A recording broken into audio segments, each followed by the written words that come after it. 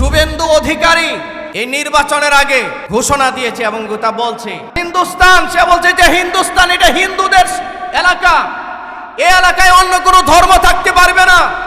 ওরা গত কিছুদিন আগে খ্রিস্টানদেরকে তাদের গির্জায় খ্রিস্টানদেরকে উপাসনা করতে দেয় নাই, সেখানে তারা আঘাত করেছে। মুসলমানদের বাড়ি ঘর, অসংখ্য বাড়ি ঘর বুলডোজার দিয়ে গুড়িয়ে দিয়েছে। আলাম ইয়ালাম বিআন্নাল্লাহা ইয়ারা। অপরাধীরা কি মনে করে আমি আল্লাহ তাদেরকে দেখি না? বাংলাদেশে এইরকম কিছু সেকুলার পন্থী মানুষ আছে যারা ধর্ম নিরপেক্ষতার কথা বলে। শুভেন্দু অধিকারী যদি পশ্চিমবঙ্গে বলতে পারে ওটা হিন্দুস্তান, তাহলে আমরা বলো বাংলাদেশ এটা মুসলিম বঙ্গ, এটা মুসলমানদের জায়গা, ঠিক কিনা জোরে বলুন। এই ভারতবর্ষের অসংখ্য জায়গা মুসলমানদের, এই গোটা ভারতবর্ষ শাসন করেছে মুসলমানরা। প্রায় 800 বছর যাবৎ ভারতবর্ষ মুসলমানরা শাসন করেছে। পুরা ভারতবর্ষ মুসলমানদের ভারতবর্ষ, ঠিক কিনা জুড়ে বলুন। এই হিন্দুত্ববাদী আগ্রাসন থেকে আত্মরক্ষা করবার জন্য বাংলাদেশ সহ গোটা ভারতবর্ষের প্রত্যেকটা মুসলমানকে অস্ত্র পরিচালনা শিক্ষা করে এখন জরুরি হয়ে দাঁড়িয়েছে। হিন্দুত্ববাদকে মোকাবিলা করবার জন্য আমাদের অস্ত্র পরিচালনা করা জরুরি হয়ে দাঁড়িয়েছে। কথা ঠিক কিনা জুড়ে বলুন।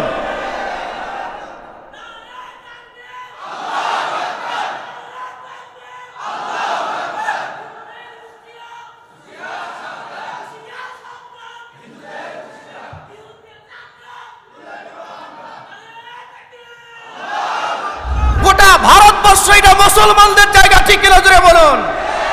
মুসলমানরা তারা তাদের বাপ দাদাদের জায়গাকে স্বাধীন করবার জন্য গাজওয়ায়ে হিন্দের প্রস্তুতি নিতে হবে। ইসলাম কি কোনো ভিন্ন ধর্মের মানুষের বাড়ি ঘরে ইট পাটকেল নিক্ষেপ করা, তাদের ব্যবসা বাণিজ্যে আগুন দেওয়া, দোকানপাটে আগুন দেওয়া, বাড়ি ঘরে আগুন দেওয়া এবং তাদের ধর্মচর্চায় প্রতিবন্ধকতা সৃষ্টি করা, এটা কি আমাদের ধর্ম, শান্তির ধর্ম ইসলাম এটা অ্যালাউ করে? অনেকে বলবেন যে হুজুর এই কথাগুলো জোরে বলার অর্থ কি? সম্মানিত ভাইরা, বাংলাদেশে দেখবেন হিন্দুত্ববাদের আগ্রাসন চরমভাবে আমাদের দেশে চলছে না? হিন্দুত্ববাদের যত অপসংস্কৃতি আছে, কুসংস্কার আছে, আমাদের দেশের মানুষের মগজে মননে ঢুকানো হয়েছে। পহেলা বৈশাখের নামে ভূত পেরত সাপ বিচ্ছুর ছবি বানায়া এসহে বৈশাখ উদযাপন করা, এটা কি মুসলিমদের সংস্কৃতি? যদি বলেন না কেন এটি মুসলমানদের সংস্কৃতি? কাদের সংস্কৃতি এটা? এটা হিন্দুত্ববাদের সংস্কৃতি। বাংলাদেশকে কালচারালিভাবে, সাংস্কৃতিকভাবে বাংলাদেশকে হিন্দুত্ববাদের দিকে আহ্বান করা হচ্ছে। সম্মানিত ভাইয়েরা, আপনারা ভয়াবহ কয়েকটা বিষয় আপনাদের সামনে আনি। আপনারা জানেন গত কয়েকদিন আগে পশ্চিমবঙ্গে, আসামে বিভিন্ন জায়গায় নির্বাচন হয়েছে। এই নির্বাচনে যারা পাশ করেছে এরা বাংলাদেশের চরম বন্ধু, তাই না? চরম বন্ধু। বাংলাদেশের একটা সাম্প্রদায়িক দল আছে, এটার নাম হচ্ছে বিজেপি, নরেন্দ্র মোদীর দল। গুজরাটের কসাই বলাটা ঠিক না, কি বলবো যে ভাষাও খুঁজে পাই না। হ্যাঁ, এরা যে কি কসাই, তো আমাদের দেশে যারা গরু জবাই করে তাদেরকে বলা হয়, ঠিক কিনা? কসাই বললে আমাদের দেশের কসাইরা কষ্ট পাইতে পারে যে হুজুর এটা তো ভালো একটা কাজ, তো আপনি বারবার খালি গুজরাটের কসাই বলেন কেন? এই কসাই বলতে আমাদের দেশের কসাই বোঝানো হয় নাই। এই কসাই বলতে বোঝানো হয়েছে জালিম, অসংখ্য মুসলমানের রক্ত তার হাতে লাগানো, ঠিক কিনা জোরে বলেন। এই গুজরাটের তথাকথিত সন্ত্রাসী জঙ্গি কসাইকে আমাদের দেশে লাল গালিচা সম্বর্ধনা দেওয়া হয়েছিল।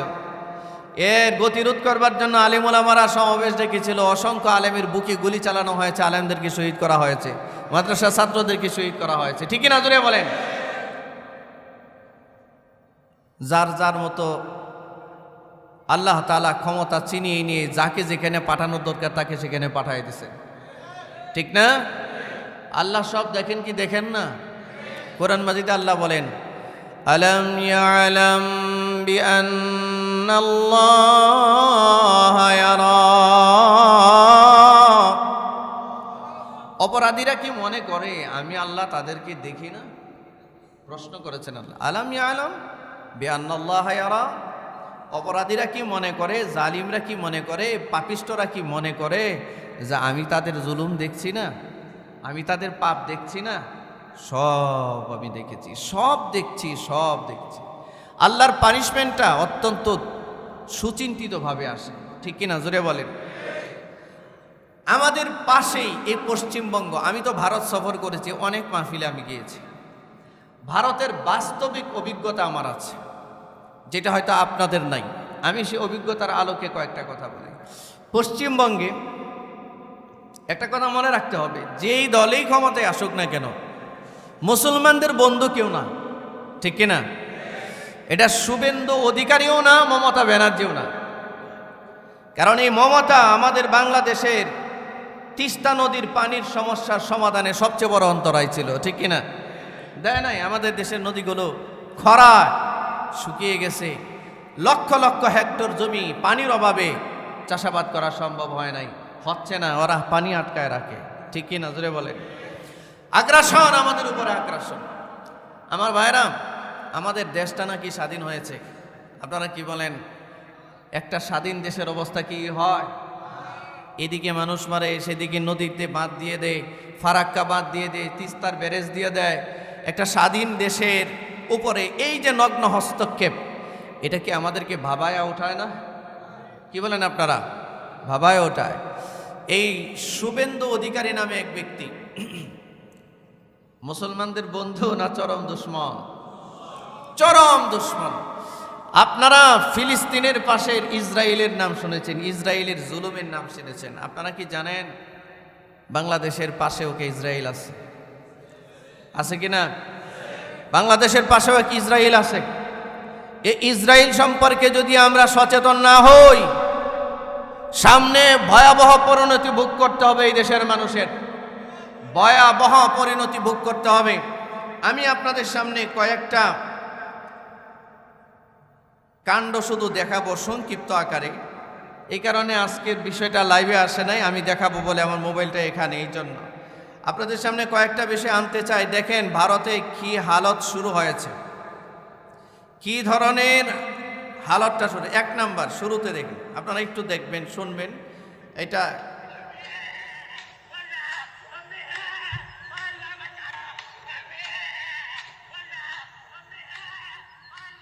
এই বিষয়টা আমি আপনাদেরকে বলি, একটু লম্বা, আমি সংক্ষিপ্ত বলতেছি।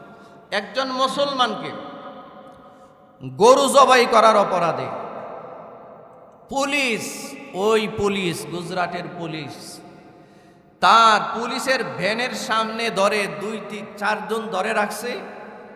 আর একটা পুলিশ তার শরীরে যত শক্তি আছে সমস্ত শক্তি ব্যবহার করে এই মুসলমানকে আঘাত করতেছে, মারতেছে। আর এই লোকটা আল্লাহর কাছে বলতেছে, আল্লাহ আমাকে বাঁচান। একজন মুসলমানের এই হইল হালত। এটা এক নাম্বার, এটা হচ্ছে এক নাম্বার। আমাদের হালতটা হলো এই, আমরা কিন্তু সতর্ক হচ্ছি না। এই সতর্কতাটা আমাদের প্রয়োজন আছে কিনা ভাই? আর একটা দৃশ্য আপনাদেরকে দেখে,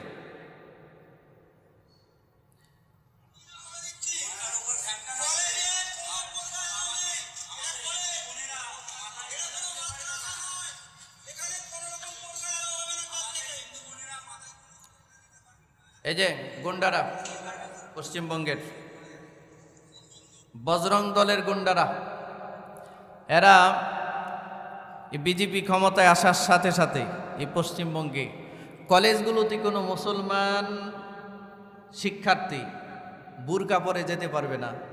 কলেজের সামনে গিয়ে অস্ত্র নিয়ে মহড়া দিচ্ছে আর বলছে এটা মাদ্রাসা নয়, এটা কলেজ, এখানে বুরকা পরে আসা যাবে না। ভয়ানক এক পরিস্থিতি, ঠিক কিনা জোরে বলেন? ইউরোপে যত খ্রিস্টানরা বাস করে, আপনারা ইউরোপের দেশগুলোতে তাকিয়ে দেখুন, ওরা খ্রিস্টান, কিন্তু কোনো মুসলমানের জন্য, কোনো মুসলমান মার জন্য, বোনের জন্য হিজাব পরা তারা নিষিদ্ধ করে নাই। কিন্তু এটা এই পশ্চিমবঙ্গে হচ্ছে। এটা হচ্ছে 2 নাম্বার দৃশ্য। 3 নাম্বার, একটু তাকায় দেখেন, আগুন জ্বলতেছে যে এটা দেখা যায়, আগুন যে জ্বলতেছে দেখা যায়। এই মুশরিকদের ভিতরে কি পরিমাণ বিদ্বেষ আমাদের জন্য একটু তাকিয়ে দেখুন। ওরা ক্ষমতায় আসার পরে যে গুন্ডাগুলোকে দেখেন, জীবিত মুসলমানকে তো তারা মারছে, মুসলমানদের গোরস্থানে, মুসলমানদের কবরস্থানে গিয়ে মুসলমানদের কবরে পেট্রোল ঢেলে আগুন দিচ্ছে। কবরের মাটি সরায়া এটার ভিতরে পেট্রোল ঢেলে আগুন দিচ্ছে। এটা হচ্ছে 3 নম্বরে ভয়ানক পরিস্থিতি। 4 নম্বরে আরেকটা দৃশ্য দেখাই। এই দেখেন অস্ত্র, দেখেন অস্ত্র,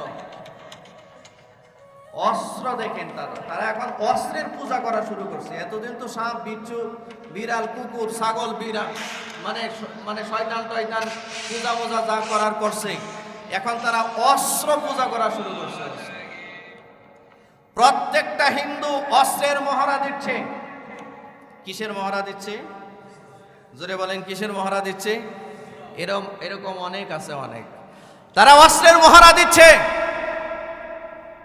শুভেন্দু অধিকারী এই নির্বাচনের আগে ঘোষণা দিয়েছে এবং তা বলছে, ভারতে কিছু মানুষ তো আছে যারা ধর্ম নিরপেক্ষতাবাদে বিশ্বাস করে, যদিও বা এটা একটা কুফরি কথা, তারপরে কিছু হিন্দু ওখানে আছে, তারা বলে যে মুসলমানরা তারা তাদের ধর্ম পালন করুক, কিন্তু শুভেন্দু অধিকারীর কথা হচ্ছে এইটা হিন্দুস্তান।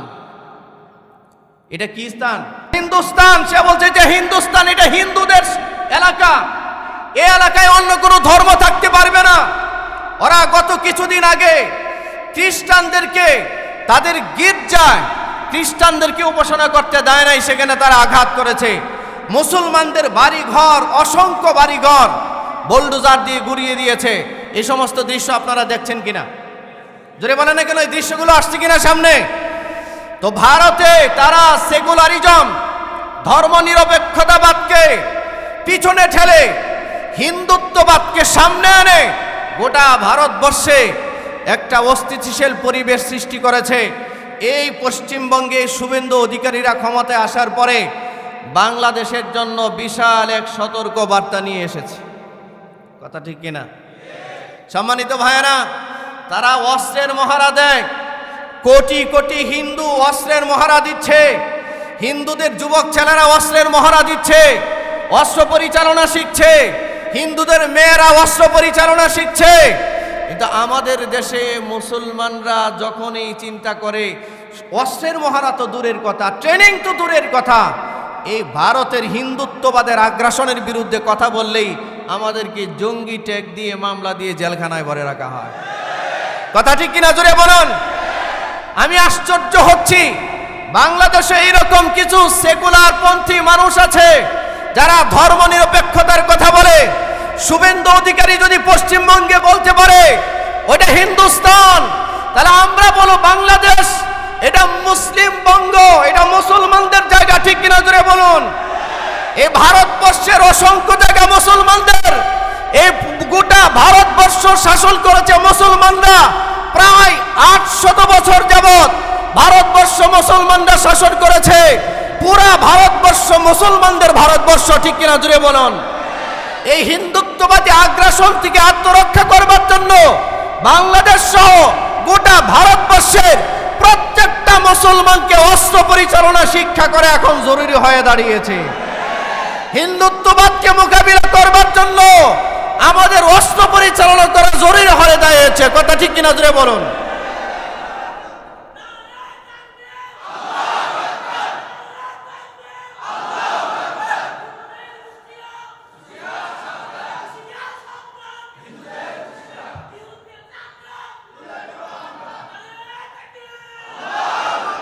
একটা জিনিস লক্ষ্য করতে হবে, বাংলাদেশ শান্তি শৃঙ্খলার একটা দেশ। কথা ঠিক কিনা? আপনারা যারা এখানে আছেন, আমি আমার জীবনে কোনোদিন দেখি না যে কোনো হিন্দুর বাড়িতে আক্রমণ হয়েছে। আমার জীবনে আমি দেখি না।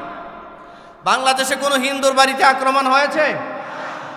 ইসলাম কি কোনো ভিন্ন ধর্মের মানুষের বাড়ি ঘরে ইট পাটকেল নিক্ষেপ করা, তাদের ব্যবসা বাণিজ্যে আগুন দেওয়া, দোকানপাটে আগুন দেওয়া, বাড়ি ঘরে আগুন দেওয়া এবং তাদের ধর্মচর্চায় প্রতিবন্ধকতা সৃষ্টি করা, এটা কি আমাদের ধর্ম, শান্তির ধর্ম ইসলাম এটা অ্যালাউ করে?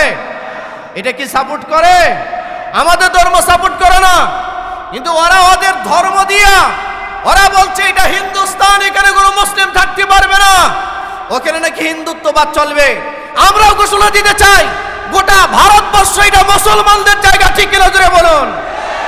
মুসলমানরা তারা তাদের বাপ দাদাদের জায়গাকে স্বাধীন করবার জন্য গাজওয়ায়ে হিন্দের প্রস্তুতি নিতে হবে, গাজওয়াতুল হিন্দের প্রস্তুতি নিতে হবে। কারা কারা প্রস্তুত আছেন?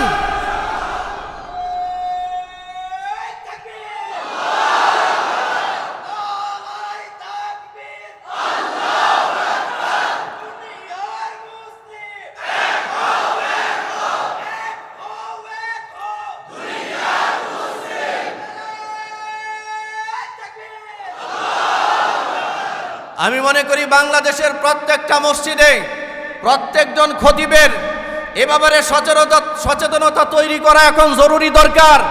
আমরা যদি সচেতন না হই, ৫৬,০০০ বর্গ মাইল এই বাংলাদেশের ইঞ্চি ইঞ্চি জমি তারা দখল করে নেওয়ার জন্য পায়তারা করবে, ঠিক কিনা জোরে বলেন।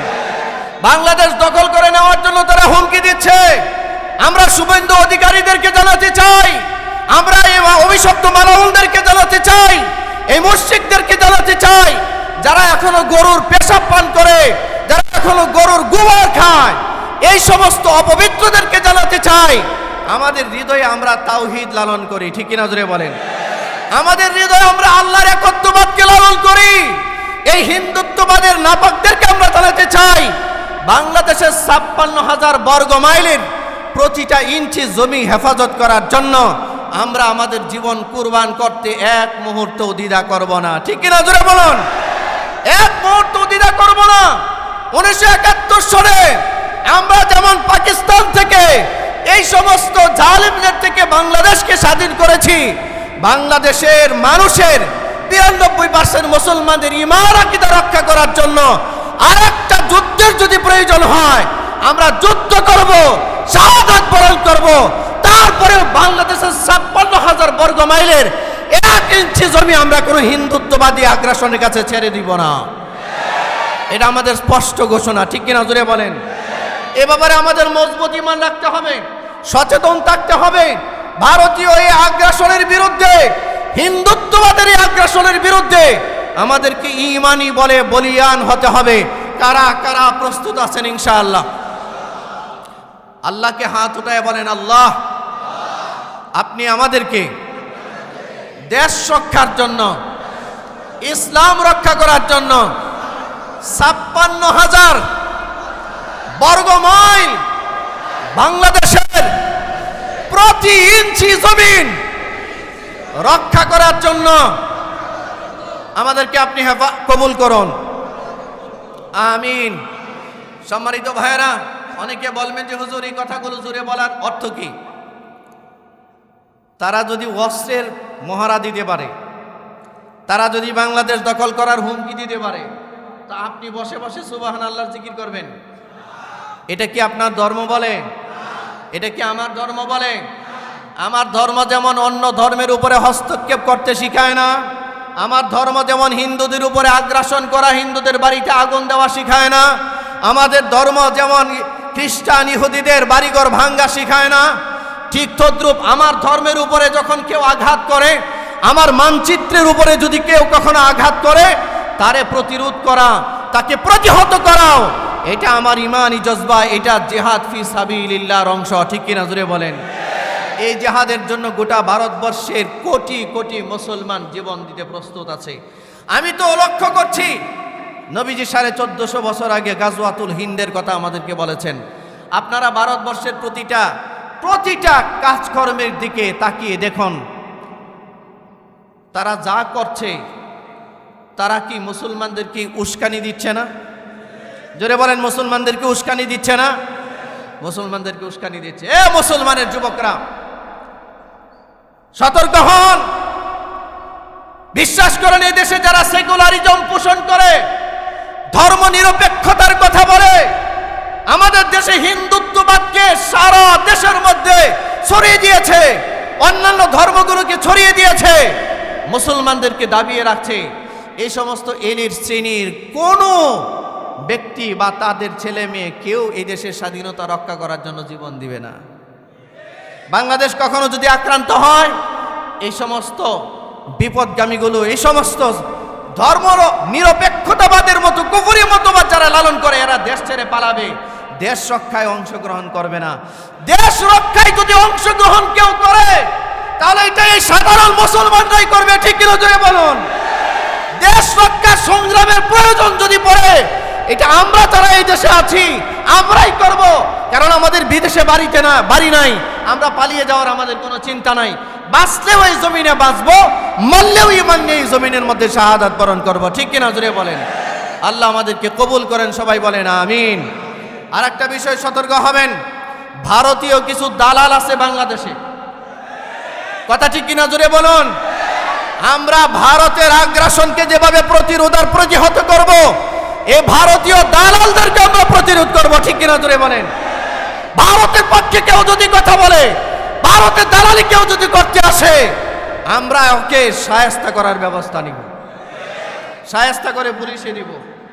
কারণ কি জানেন, ভারত প্রেমী ভারতের কোনো দালাল আমাদের দেশে থাকলে ৭১ সনে যেমন রাজাকারের তৈরি হয়েছিল, এরকম ভারতীয় রাজাকার তৈরি হয়েছে এই দেশে।